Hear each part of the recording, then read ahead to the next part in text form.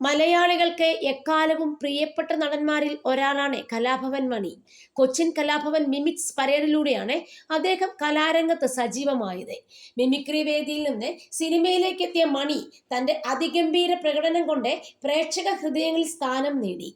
നാടൻ പാട്ടുകളുടെ അവതരണം, ആലാപനം എന്നിവയിലും അദ്ദേഹം കഴിവ് തെളിയിച്ചിരുന്നു.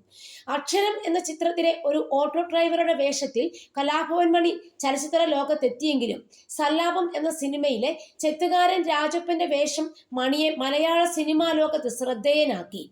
വാസന്തിയും ലക്ഷ്മിയും പിന്നെ ഞാനും കരിമാടിക്കുട്ടൻ എന്നീ സിനിമകൾ മണിയിലെ നടന്റെ ആഴം പ്രേക്ഷകർക്ക് മനസ്സിലാക്കി തന്ന ചിത്രങ്ങളായിരുന്നു. കലാഭവൻ മണിയെക്കുറിച്ച് സംസാരിക്കുകയാണ് നാദിർഷ. കലാഭവൻ മണി തങ്ങളുടെ ധൈര്യമായിരുന്നുവെന്നും അദ്ദേഹം കൂടെയുള്ളത് സുഹൃത്ത് എന്ന നിലയിൽ തങ്ങൾക്ക് ആത്മവിശ്വാസം നൽകുന്ന കാര്യമായിരുന്നുവെന്നും നാദിർഷ പറയുന്നു. താനും കലാഭവൻ മണിയും കരിശ്രീ അശോകനും സലീം കുമാറും ദിലീപും നിരവധി സ്ഥലങ്ങളിൽ പരിപാടി അവതരിപ്പിക്കാൻ പോയിട്ടുണ്ടെന്നും മണി കൂടെയുള്ളപ്പോൾ ബലത്തിന് ഒരാളുണ്ട് എന്ന തോന്നലുണ്ടായിരുന്നുവെന്നും നാദിർഷ പറയുകയാണ്. ഞങ്ങളുടെ ധൈര്യമായിരുന്നു മണി.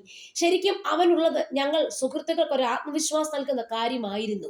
ഞാനും അശോകേട്ടനും സലീമും ദിലീപും മണിയും ആയിരുന്നു ടീം. ഞങ്ങൾ എല്ലാവരും കൂടി കുറെ സ്ഥലത്ത് സ്റ്റേജ് പരിപാടിക്കൊക്കെ പോകുമായിരുന്നു. അവനുള്ളത് എന്തോ ഞങ്ങൾക്ക് നല്ല ധൈര്യമായിരുന്നു. എന്തിനും ഞങ്ങൾക്ക് ബലത്തിനൊരാളുണ്ട് എന്ന തോന്നലുണ്ടായിരുന്നെന്നും നാദിർഷ പറയുന്നു.